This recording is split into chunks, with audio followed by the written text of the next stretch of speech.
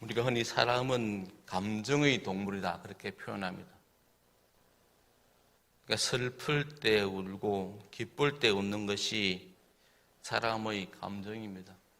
이게 사람의 마음입니다. 그래서 이 감정이 사람의 마음인데 또 우리가 이 감정에 속기 쉽다는 사실도 우리가 또 알고 있습니다. 또 한편으로는 잘 속기도 하지만 또 우리의 감정이 항상 옳다고도 또 말할 수 없습니다. 그러니까 사랑해야 하는데 분노하고 슬퍼해야 하는데 기뻐할 때가 있다는 겁니다. 그러기에 사람은 때로 자신의 감정을 잘 분별하고 잘 조절하고 잘 표현해야 될 이유가 바로 여기에 있습니다. 오늘 본문을 보면 다윗이 아주 슬퍼하는 내용이 나옵니다. 아시는 것처럼 다윗의 군대와 발람군, 이 발람군이 바로 자기 아들 압살롬의 군대입니다. 다윗의 군대와 압살롬의 군대가 전쟁을 치렀습니다.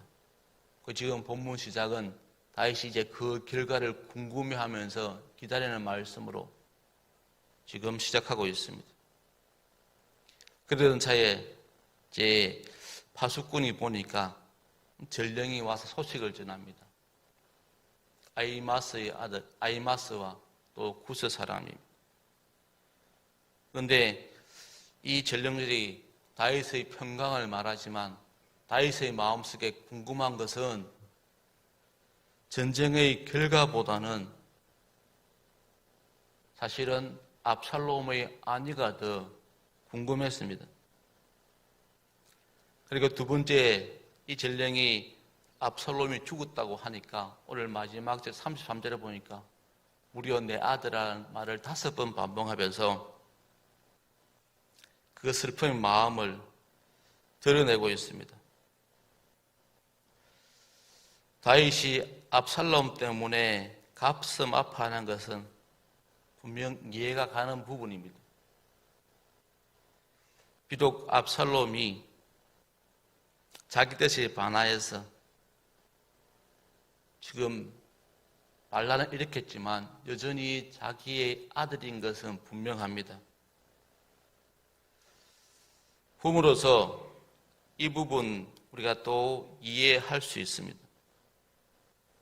아무리 못났어도 자식은 자식입니다. 예전에 그 공공의 적이라는 영화에 보면은 이제 아들 주인공격인 아들이 이제 부모님의 재산, 그러니까 부모님의 어떤 고아원이니까 그걸 탐내어서 이제 그걸 자기가 부모님이 살아생 전에 그걸 빼앗기 위해서 강도로 위장해서 부모님 집에 침입해서 두 부부를 살해합니다. 근데 그 살해당할 때 어머니는 그 강도가 자신의 아들임을 인지하고 그래서 그 아들이 자기들 칼로 찌를 때 그 떨어뜨린 손톱 그걸 발견하고 그냥 삼켜버립니다. 자기를 죽이려 하는 아들임에도 불구하고 이 아들이 이것 때문에 나중에 어려움을 당할까 결국 그 손톱을 삼켜버리는 장면이 나옵니다. 나중에 이제 그게 발견되어서 그 아들이 범인으로 지목되는 그런 이야기들이 전개되어지는데 이것처럼 아무리 자식이 못나서도 부모 마음에는 자식은 자식입니다. 그러니까 부모가 자식을 향한 마음은 정말 끝이 없고 한결같습니다. 오늘 다윗도 그런 점에서는 아무리 압살롬이 자기에게 자기 목에 칼을 겨누지만 자기 아드님에 대해서는 조금 더 의심치 않고 그 아들 생각할 마음은 우리가 충분히 이해가 됩니다. 더군다나 지금 이렇게 된 것은 따지고 보면 다 자기가 원인을 제공한 것입니다.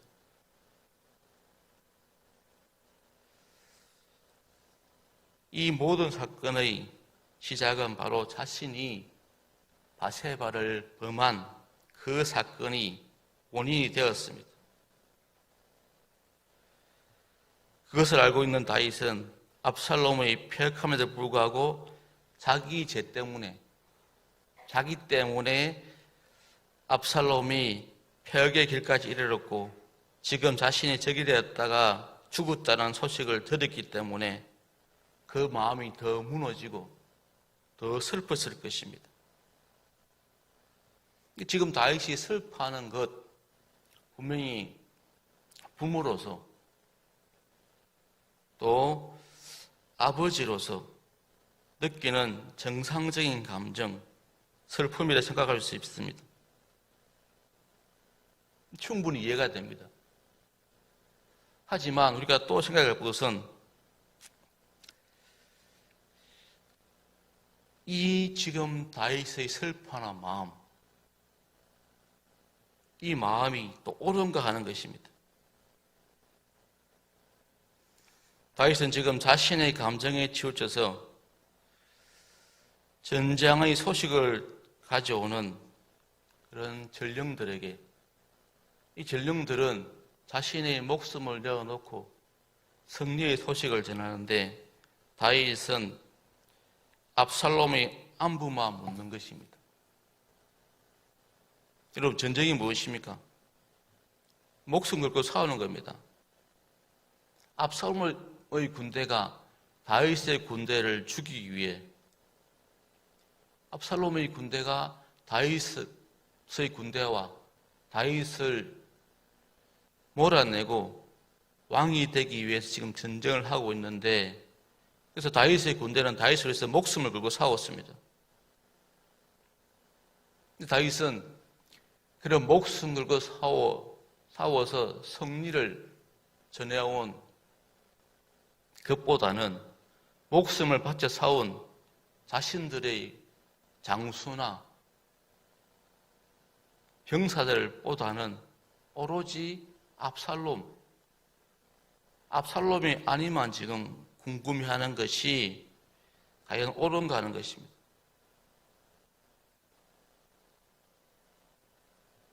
33절에 보면 압살롬 죽음에 지금 과도하게 슬퍼하고 있습니다. 압살롬은 분명히 국가를 배신하고 반란을 꾸민 죄인입니다. 그런데 그가 아들이라고, 자기의 아들이기 때문에 지금 과도하게 슬퍼하고 있고 또 과도하게 애도하고 있는 이 모습, 이게 과연 옳은가 하는 것입니다. 무슨 말인가 하니까, 우리가 어떤 일을 겪을 때, 경험할 때 우리의 감정이 너무 휩쓸려서 옳은 것이 무엇인지를 생각하지 않고 나의 감정에 너무 충실할 때가 많다는 겁니다. 여러분, 최근에 보십시오. 우리나라가 너무 지금 이념으로 좀 갈려져 있습니다.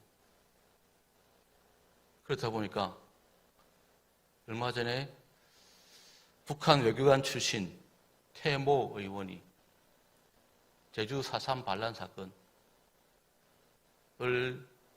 왜곡되게 말하고, 또 김구 선생이 김일성의 지령을 받아서 그렇게 했다. 그런 이야기에, 그러니까 보수 쪽에서는 그 이야기의 옳고 그름을 떠나서 그냥 진보에 대한 감정이 안 좋으니까 그걸 수용하는 모습을 보이고 있습니다. 자기는 북한에서 배웠다는 거, 그렇게. 그게 말이 됩니까?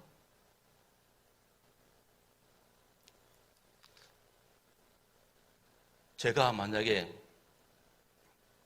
이단에 속해 있다가 이제 구포교에 와서 사역한다고 생각해 보십시오.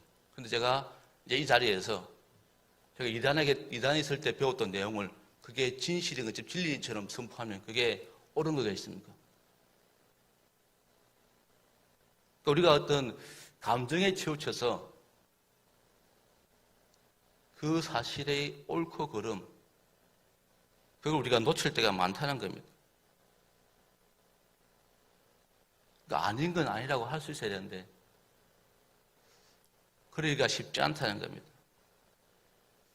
우리가 아무리 충분히 이해할 수 있는 일이다 하여도 우리는 우리의 감정을 조절할 수 있어야 됩니다.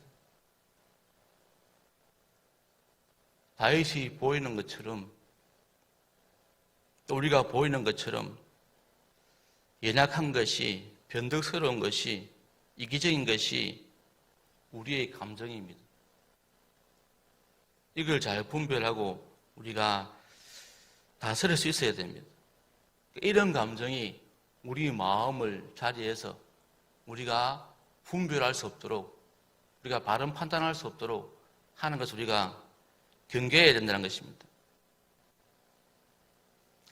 감정은 우리 인격을 구성하고 있는 한 부분이고 또 가장 빠르게 반응하는 요소를 할 수 있습니다. 이 가장 빠르게 반응하기 때문에 실수도 할 수 있습니다. 빠른 만큼 실수하는 부분이 많습니다.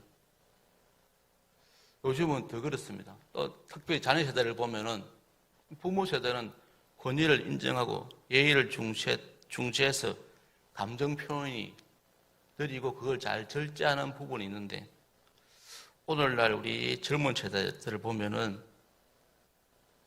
거기에 대해서 조금 자유롭습니다.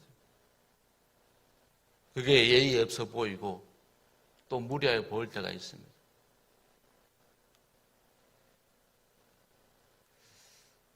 이런 상황 속에서 우리가 느끼는 감정에 대해, 특히 우리가 믿음의 사람으로서 우리 어떤 사안에 있어서 우리가 우리 감정에서 일어나는, 우리 마음에서 일어나는 그런 부분들을 조절할 수 있어야 되겠습니다. 우리가 느끼는 감정 그대로 그걸 받아들이고 그대로 표출하는 것이 조심해야 될 때가 있음을 오늘도 우리가 보지 않습니까?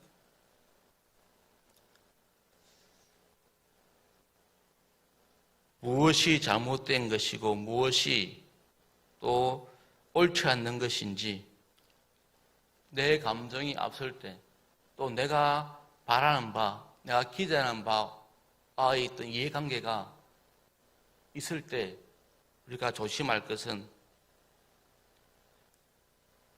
바르게 판단하고 또한 내 중심, 내 마음보다는 거기에서 우리가 판단해야 될 부분들을 잘 분별해서 우리가 표현해야 된다는 다시 한번 생각해 보게 됩니다. 정상적인 마음이라 할지라도 그것이 옳은지를 우리가 한번 생각해 보고 우리가 행동하는 것이 바로 또 지혜입니다. 그러기에 우리가 항상 어떤 사안을 대면할 때마다 우리가 늘 이것을 잘 분별하고, 또한 특별히 우리의 마음이 잘못된 감정에, 나의 왜곡된 감정에 휩쓸리지 않도록, 특별히 우리가 믿음의 사람으로서 우리 감정이 선한 감정으로 풍성해지기를 우리가 날마다 기도해야 되겠습니다. 그래서 우리가 오늘 새벽에 기도하실 때 우리의 감정이, 또 내 신앙의 행위가 감정에 휩쓸리지 않고 또한 주의 뜻에 합한 그런 판단을 할 수 있게 해달라. 나의 이해관계에 따라서 내 감정이 드러나는 것이 아니라 그러니까 잘 분별하여서 이 감정을 조절하고 행동하고 표현하고 말할 수 있게 해달라고 같이 기도했으면 좋겠습니다. 그래서 우리의 감정이 또 하나님 주시는 선한 마음으로 또 풍성해지기를 이 시간 같이 기도하시겠습니다.